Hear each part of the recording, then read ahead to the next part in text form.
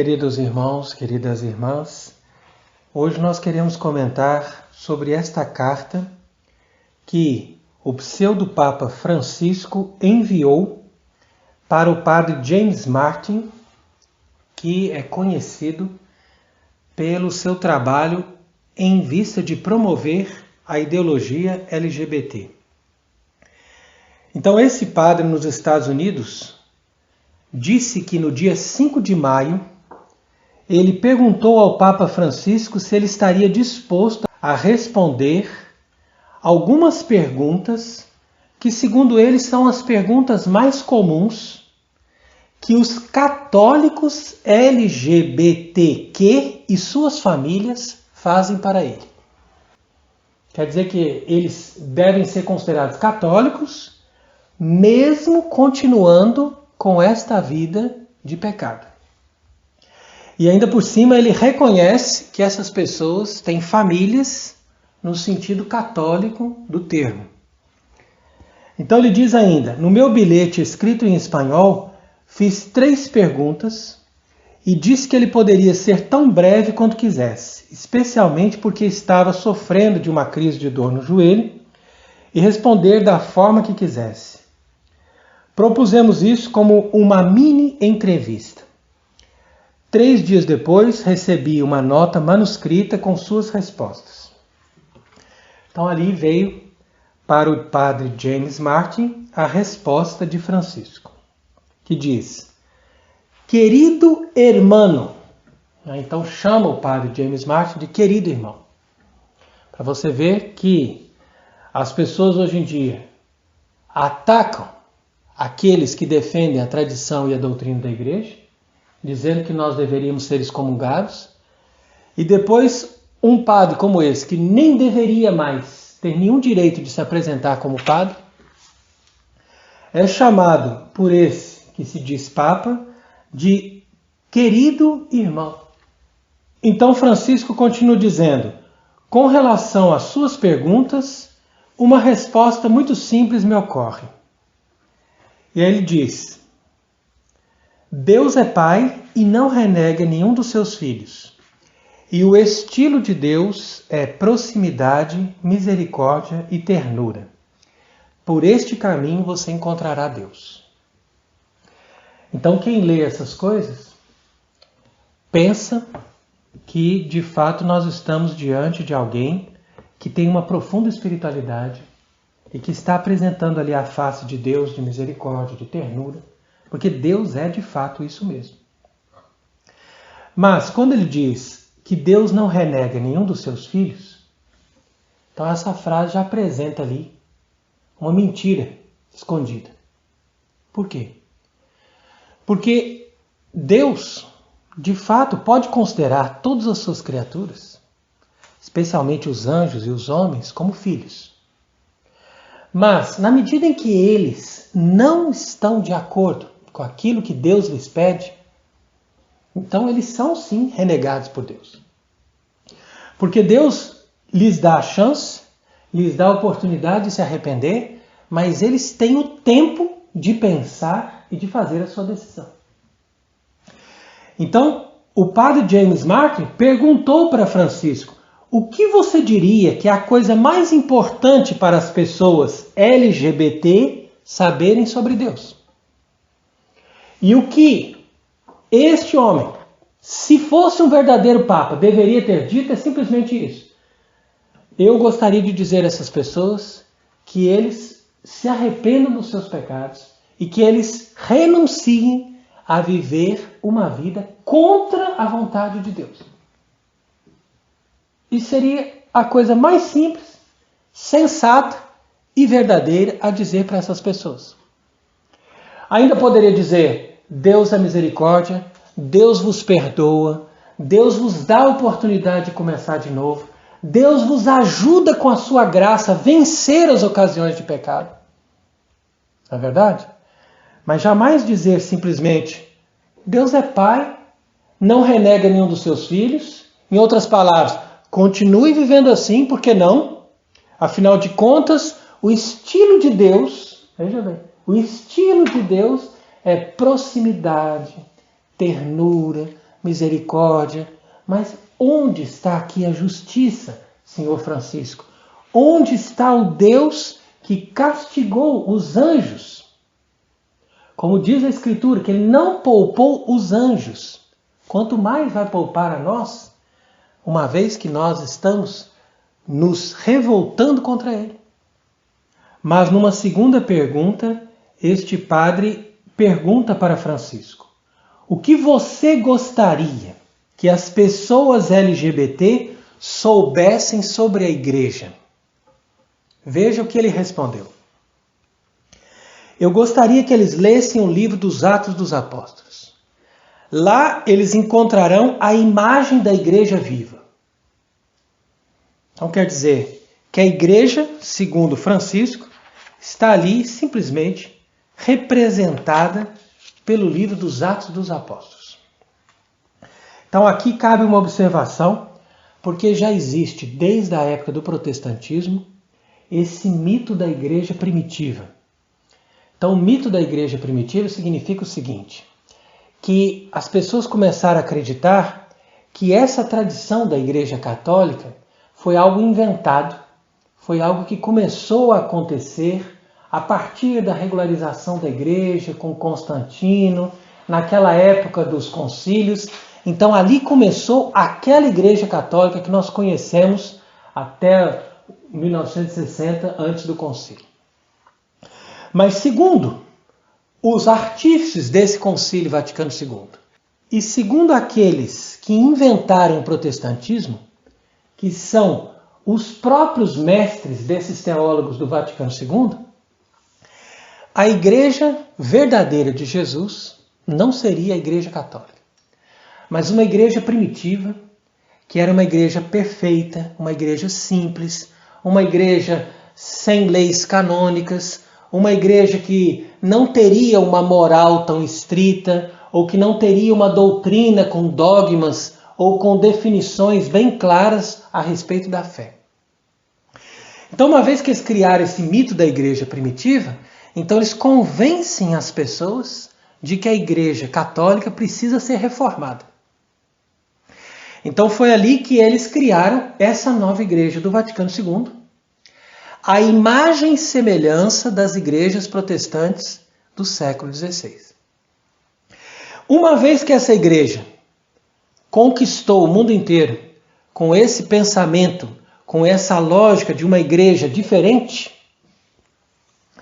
então nós temos aqui hoje, em nome dessa igreja primitiva, ou dessa igreja original, toda a justificativa para você abandonar todos os dogmas da fé, toda a doutrina moral e toda a disciplina que a igreja estabeleceu desde o apóstolo São Pedro.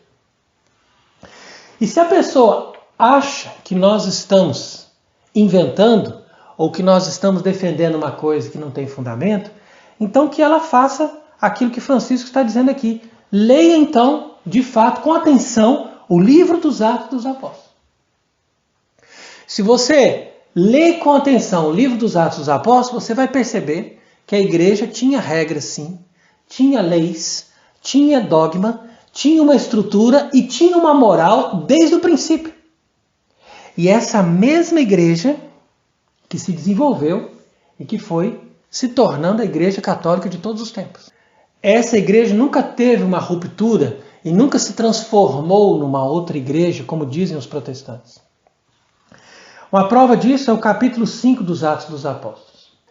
Quando a pessoa lê essa passagem bíblica, a pessoa tem realmente a impressão de que essa igreja dos Atos dos Apóstolos era uma igreja extremamente rígida e séria. Para você ter uma ideia, diz aqui o texto: um certo homem chamado Ananias ficou de acordo com a sua mulher Safira, que eles iam ali vender um campo que lhes pertencia, e eles iam reservar uma quantidade de dinheiro da venda, guardar para eles, e o resto eles iam deixar ali na mão dos apóstolos. Mas Pedro veio e disse para Ananias: por que Satanás tomou conta do teu coração para que mentisses ao Espírito Santo e enganasses a respeito do valor do campo. Acaso não podias conservar sem vendê-lo? E depois de vendido não podias livremente dispor dessa quantia? Por que imaginaste isso em teu coração?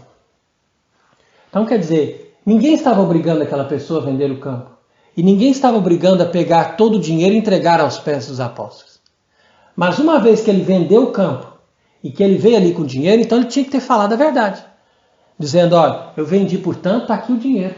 Mas ele disse, ó, eu vendi o campo, aqui o dinheiro está aqui. E escondeu uma parte. Como quem dizendo, olha, nós não temos tanta confiança neles, nós não podemos dar tudo para a igreja.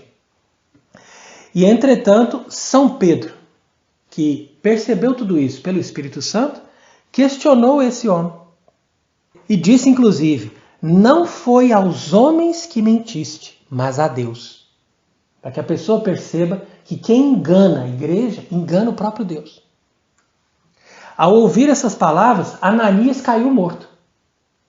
E ao invés de São Pedro ficar ali admirado e dizer, nossa, olha o que aconteceu, esse homem morreu, ele simplesmente esperou a mulher vir. Então apoderou-se grande terror de todos os que ouviram essa história. E algumas pessoas vieram, tiraram o corpo dali e levaram-no para fora e o enterraram. E São Pedro permaneceu ali impávido. Pois, depois de umas 3 horas, veio a mulher que não estava sabendo que o marido tinha morrido. E ao invés de São Pedro dizer para ela, olha, seu marido faleceu, nós estamos muito tristes, muito comovidos. Não, simplesmente ele perguntou, diz-me, mulher, foi por tanto que você vendeu aquele campo? E a mulher respondeu, sim, foi por esse preço mesmo. Então São Pedro disse, por que combinaste para pôr à prova o Espírito Santo? Estão ali à porta ainda aqueles que acabaram de sepultar o teu marido. Hão de levar-te também a ti. E imediatamente essa mulher caiu morta aos seus pés. Então os mesmos que terminaram de enterrar o marido vieram e levaram a mulher para ser enterrada. Quer dizer, se nós lemos essa história bíblica, está nos Atos dos Apóstolos, capítulo 5, e colocamos isso diante dessas pessoas que hoje estão se apresentando como católicas, nós vamos mostrar para ele que essa igreja primitiva não existe. Essa igreja primitiva é a mesma igreja católica de sempre. Aquela igreja que sempre disse, é sim, sim, não, não. Ou seja, ou você faz o que Deus te pede, ou você está fora. Ou você não merece participar das promessas de Deus. Então, não é uma questão de rigidez, não é uma questão de nós não termos misericórdia, não termos amizade, não termos boa vontade com as pessoas.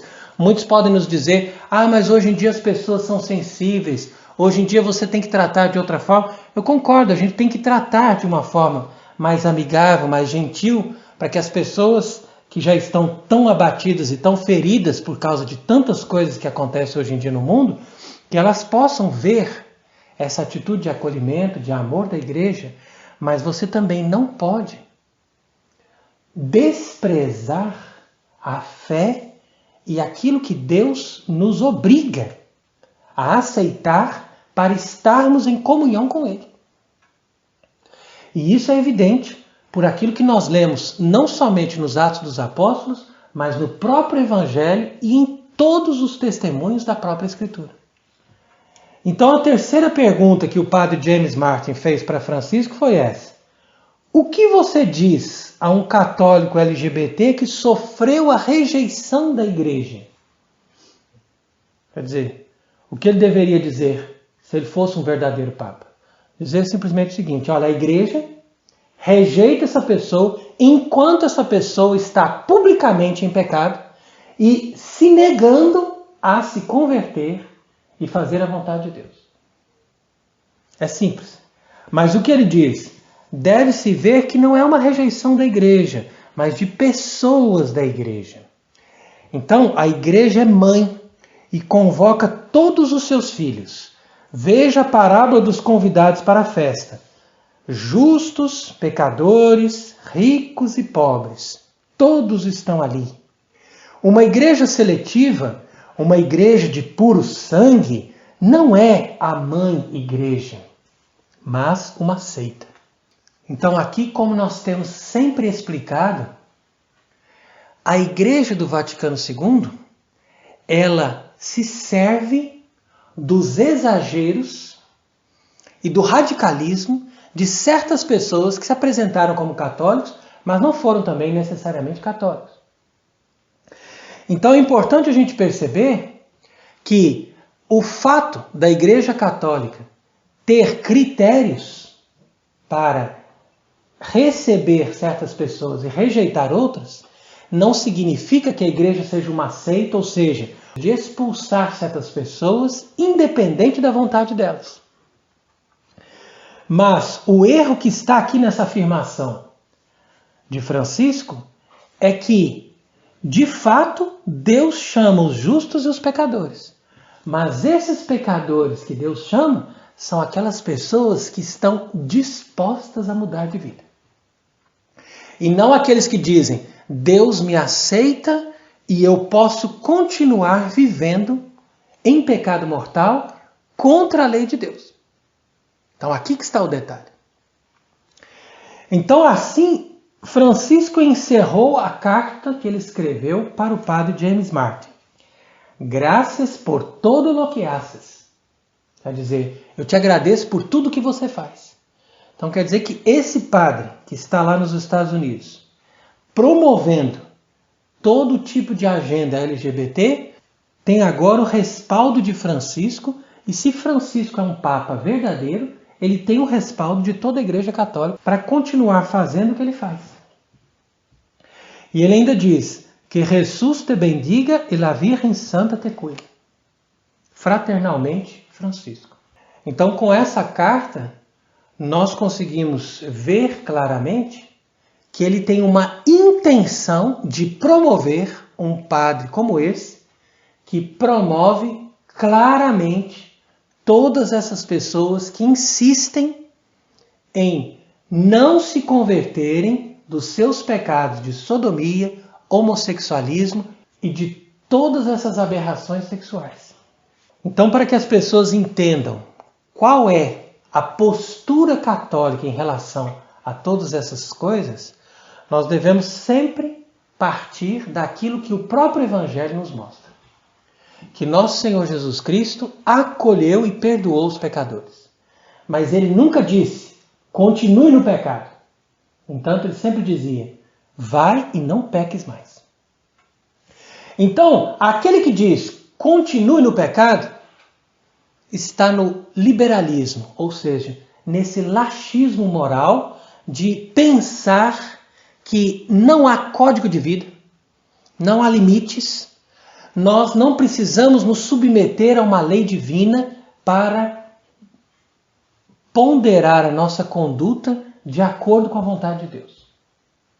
Então aqui nós vamos cair também nessas religiões modernas, como por exemplo, Seixonoye, ou então aquela outra Perfect Liberty e coisas assim. São religiões que ensinam que o pecado não existe, que você tem que simplesmente manter uma consciência positiva e se ligar ao Ser Supremo, que aceita você como você é e que não te pede nada, porque ele não tem uma lei moral para te obrigar.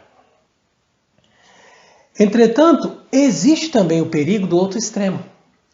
E é a partir desse outro extremo que Francisco tira autoridade no seu discurso. Porque você sabe que no decorrer de toda a história da Igreja, sempre existiram seitas que se apresentaram como católicas, mas que levaram as pessoas a um rigorismo moral. Então você tem, por exemplo, a seita dos montanistas, da qual fez parte Tertuliano.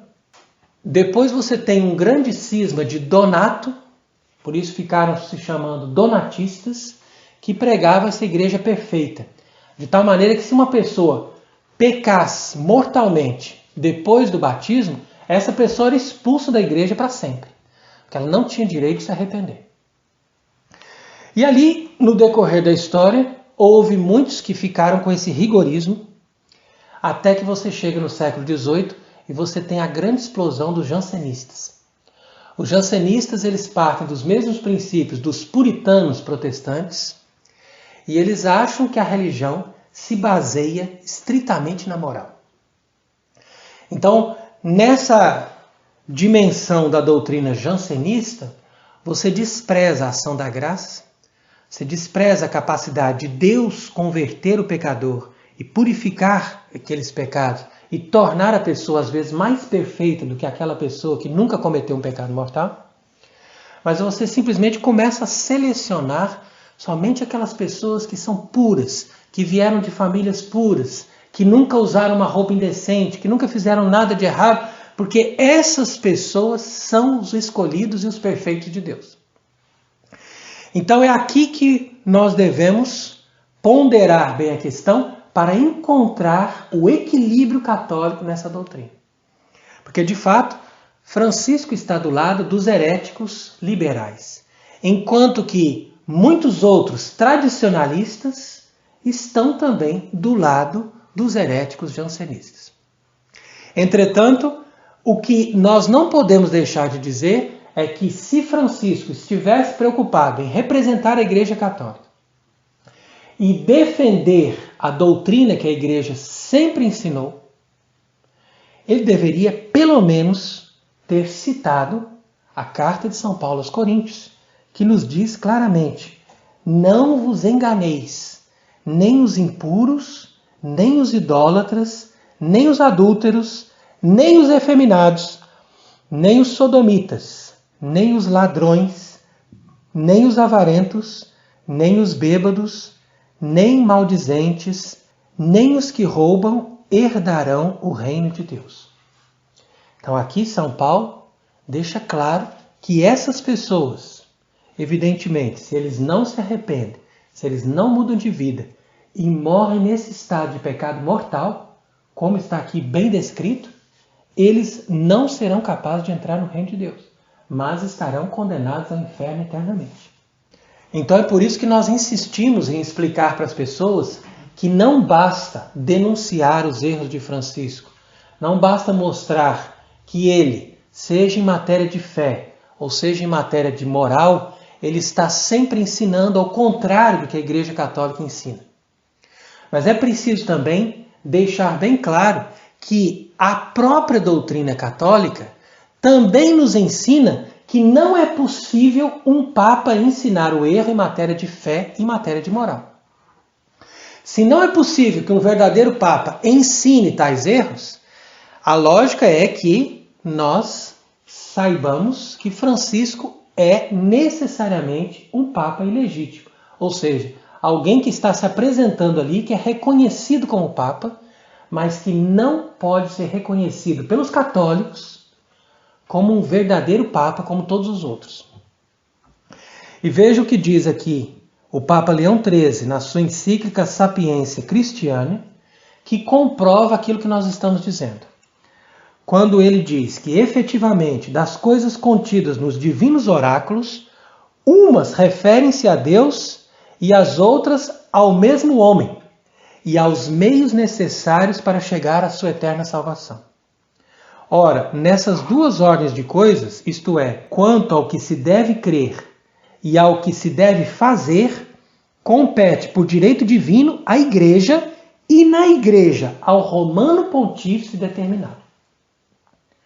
Então quer dizer que não é ninguém que vai nos dizer, nenhum padre, nenhum bispo, nenhuma pessoa especial que entende, que é um teólogo, não. Compete à Igreja dizer, e na Igreja ao Romano Pontífice, ou seja, ao Papa, é ele que tem que dizer para nós o que nós devemos crer e o que nós devemos fazer para sermos salvos. Portanto, o Papa nos ensina a fé e o Papa nos ensina a moral cristã. E ali continua o Papa Leão XIII. E eis a razão porque o pontífice deve ter autoridade para julgar que coisas contém a palavra de Deus, que doutrinas concordam com ela e quais delas desdigam. E do mesmo modo determinar o que é bem e o que é mal, e o que se deve fazer e o que se deve evitar para conseguir a salvação eterna. Se ele não pudesse fazer isso, o Papa não seria intérprete infalível da palavra de Deus e nem o guia seguro da vida do homem. Então aqui nós repetimos essa frase da encíclica Sapientia Christianae do Papa Leão XIII, que nos diz claramente que se o Papa não pudesse nos ensinar claramente quais são as coisas que estão contidas na palavra de Deus e nos ensinar o que é o bem, o que é o mal, o que se deve fazer e o que se deve evitar, então ele não seria o intérprete infalível da palavra de Deus, como a igreja define muito bem, e ele não seria o guia seguro da vida do homem para dizer se nós podemos cometer tais coisas ou se nós devemos evitar absolutamente tais coisas. Então é com essa conclusão que nós devemos defender a doutrina segundo a qual Cristo nosso Senhor assiste de forma milagrosa todos os papas da história, mesmo que eles tenham os seus erros, os seus pecados pessoais, mas no seu ensino, na hora de ensinar a fé e na hora de ensinar a doutrina da moral da igreja, esses papas são assistidos por Deus. E se não fosse assim, a Igreja Católica seria mais uma seita como todas as outras. Então nós vemos hoje em dia, infelizmente, que existe um mito muito difundido, principalmente nos meios conservadores e tradicionalistas, de que o Papa somente é infalível quando ele vai lá e proclama um dogma. Então tem pessoas que têm o descaramento de dizer que a última vez que um Papa falou de forma infalível foi em 1950, quando ele proclamou o dogma da Assunção. Isso é absolutamente ridículo, porque se o Papa só nos falasse uma verdade quando ele estivesse proclamando um dogma, então nós deveríamos ensinar as pessoas a jamais escutar um Papa, a não ser que algum dia ele nos avisasse com antecedência que ele vai proclamar um dogma. E quem nos ensinaria a fé? Quem nos ensinaria a moral durante esses 70 anos que nós ficamos sem nenhuma proclamação de um dogma? E o dia que não houver mais nenhum dogma para ser proclamado, porque toda a fé estiver completa, o que nós vamos fazer? Nós vamos ter um Papa ali somente para administrar o Vaticano e para dizer quais são os jardins que devem ser podados, que devem ser regados, ou quais são os funcionários que devem trabalhar em qual lugar. Então você percebe a falta de lógica dessa gente? Eles não têm nem a capacidade de ler os documentos da igreja e saber como a igreja interpreta esses documentos.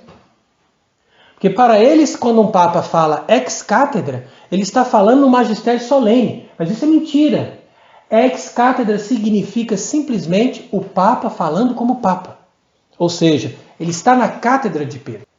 O que significa dizer que todas as vezes que ele fala como Papa, que ele se apresenta como Papa, mesmo que seja numa carta que ele envia para um padre, mas ele está assinando ali Papa, então ele está falando da cátedra, ou seja, da sua autoridade de representante de Cristo, vigário de Jesus Cristo na terra e sucessor de São Pedro. E é por isso que nós dizemos no credo, eu creio na Igreja Católica. Porque quando você diz, eu creio na Igreja Católica, você está dizendo, eu creio em tudo que ensina a Igreja de Jesus Cristo, una, santa, católica e apostólica.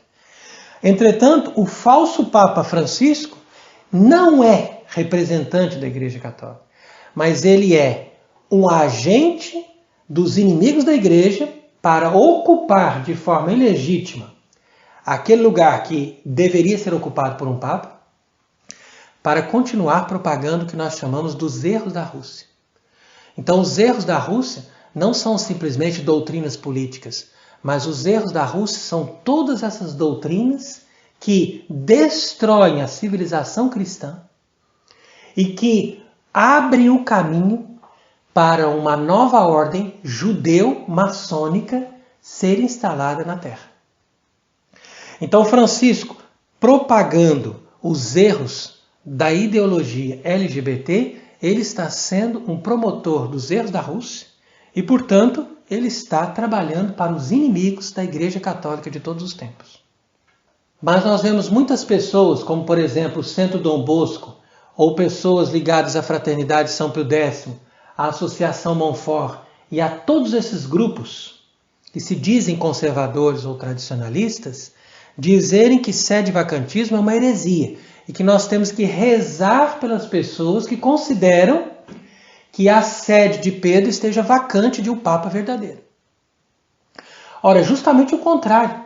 A constatação de que a sede de Roma está vacante, ou seja, que nós não temos um Papa verdadeiro atualmente no mundo, é algo evidente diante dos erros que eles mesmos estão proclamando.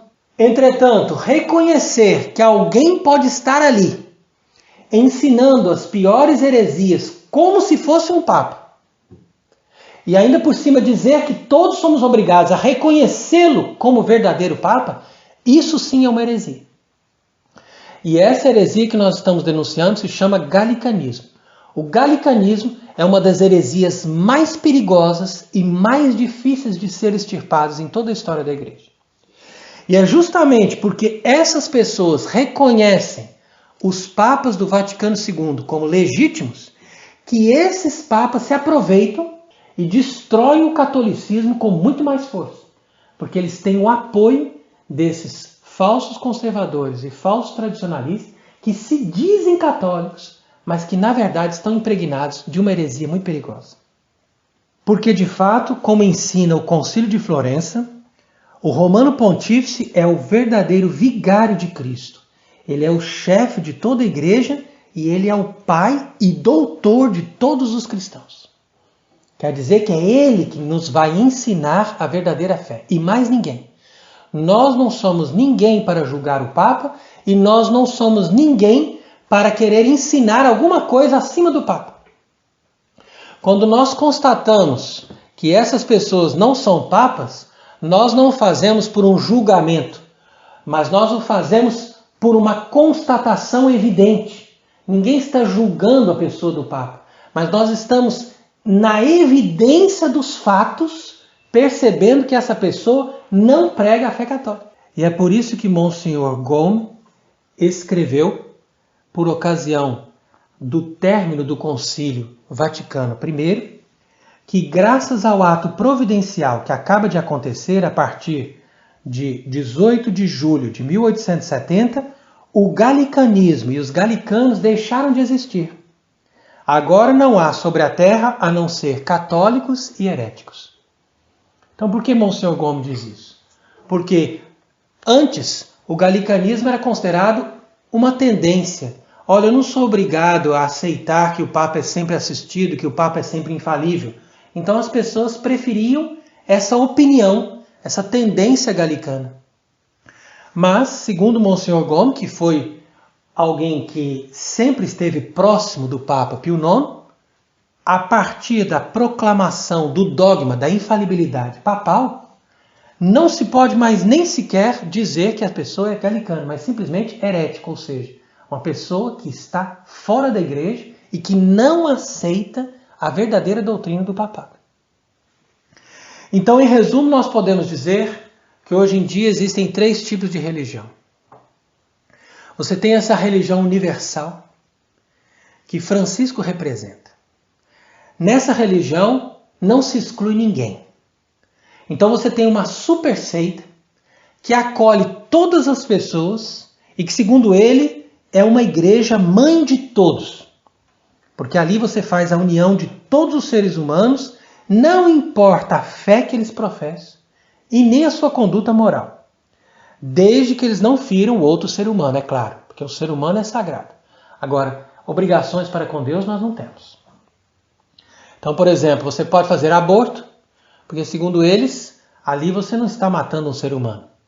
Você está simplesmente preservando o seu corpo. Então é aqui que eles estabelecem a referência da sua fé e da sua moral. Se você não vai contra o ser humano, tudo está bom.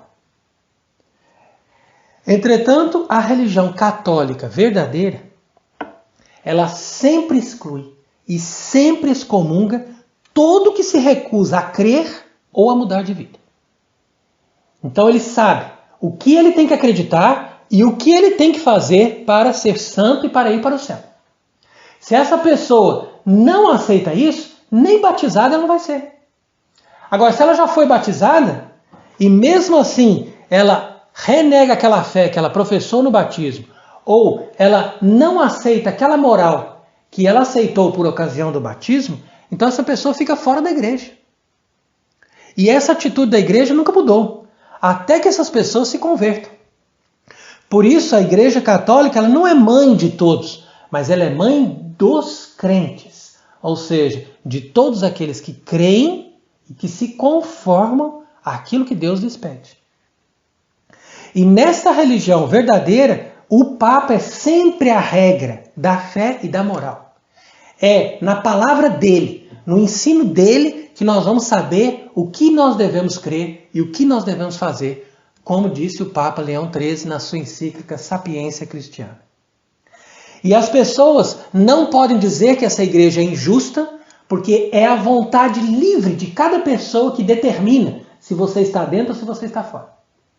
Se você quer, basta você mudar e você estará dentro da igreja. Isso é a justiça verdadeira, isso é a religião verdadeira. Por quê? Porque a pessoa escolhe se ela aceita ou não a palavra de Deus revelada e se ela quer estar nesta igreja que pertence a Deus. Mas as seitas diversas que existem no mundo hoje são capazes de excluir e excomungar as pessoas simplesmente por razões subjetivas. Então, por exemplo, se você não se conforma a uma lei que às vezes é injusta ou que não depende da sua vontade, você já está excluído. Então, de fato, existem igrejas que são mães de alguns selecionados, como diz Francisco aqui nessa sua carta ao padre James Mark. Quando ele dizia que a igreja não pode ser somente a igreja dos selecionados, a igreja do puro sangue. E essas seitas existem mesmo nos ambientes católicos, porque todos esses ambientes tradicionalistas, eles estão impregnados também do jansenismo, como eu disse. E o jansenismo é uma tendência de excluir as pessoas por causa desse rigorismo moral.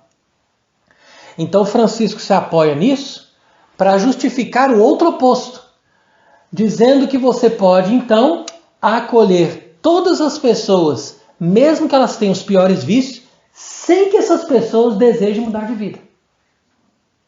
Então é aqui que nós devemos ter o critério do equilíbrio verdadeiro da Igreja Católica, que é mãe de todos aqueles que querem fazer a vontade de Deus, ou seja, acreditar e mudar de vida.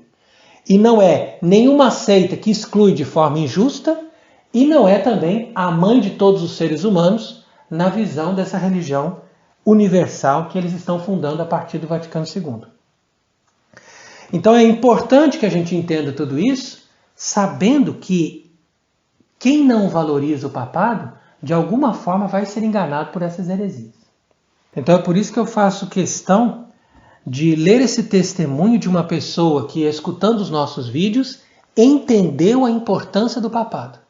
Então ela disse: eu quero testemunhar para o Senhor uma nova experiência na minha caminhada, pois eu estou lendo os documentos papais de São Pio X, de Pio IX, de Gregório XVI, de Pio XI, de Pio XII, etc.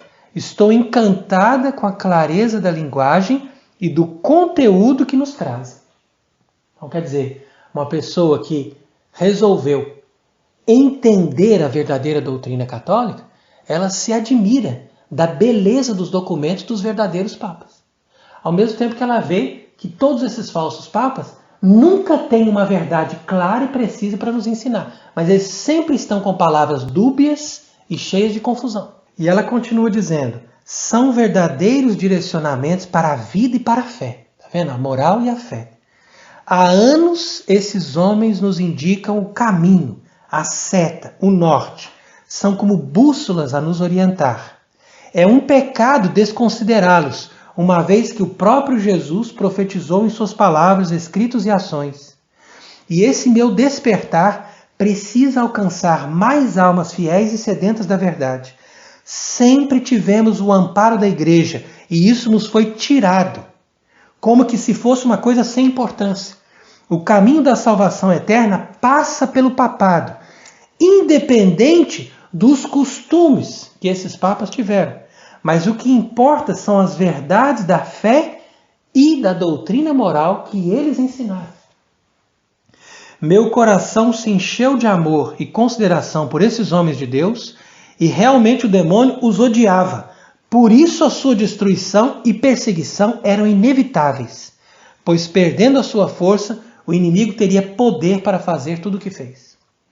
É preciso voltar no tempo e nos unirmos a esses ministros de Deus, mesmo que seja em espírito, e nos alimentarmos de suas palavras e aguardar a volta de um Papa legítimo.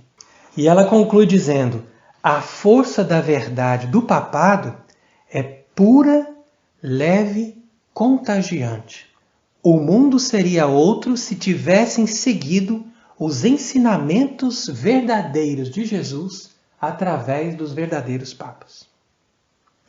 Então é por isso mesmo que nós estamos agora começando a divulgar livros que foram esquecidos do século XIX, como esse que nós estamos lançando essa semana, que foi escrito por Monsenhor de Segur. E nesse livrinho, que é um livro pequeno, explica ali de uma forma clara, de uma forma bem simples, para qualquer pessoa entender o que é verdadeiramente o dogma da infalibilidade papal. E o que representa um Papa enquanto sucessor de Pedro para ensinar a todos os cristãos a verdadeira fé. Então é interessante que as pessoas tenham acesso a esse livro, né, que nós fizemos traduzir para o português, e a pessoa pode encontrar, inclusive, o link na descrição ali do vídeo para ela poder pedir esse livro e poder entender melhor a doutrina do papado e por que nós estamos sempre insistindo nas nossas conferências de que não é possível considerar Francisco e os outros papas conciliares como verdadeiros papas da Igreja Católica Apostólica Romana. Então nós pedimos a Deus que ilumine as pessoas, que ilumine a inteligência das pessoas de boa vontade, que desejam realmente conhecer a verdade e se salvar pela verdade revelada pela Igreja, que eles se convertam e que eles possam professar a verdadeira fé e fazer o verdadeiro combate contra aqueles que estão destruindo a Igreja. E quanto às pessoas que estão perdidas nos pecados de homossexualismo, o nosso conselho é muito simples. É o conselho de todos os papas, é o conselho de Jesus. Renuncie ao pecado, faça uma boa confissão, viva longe das ocasiões de pecado, mude o seu comportamento e reze, porque através da oração e da penitência você também pode vencer todas as ciladas do inimigo, todos os vícios e alcançar a vida eterna. É isso que Deus espera de nós e que Ele seja bendito para sempre. Amém.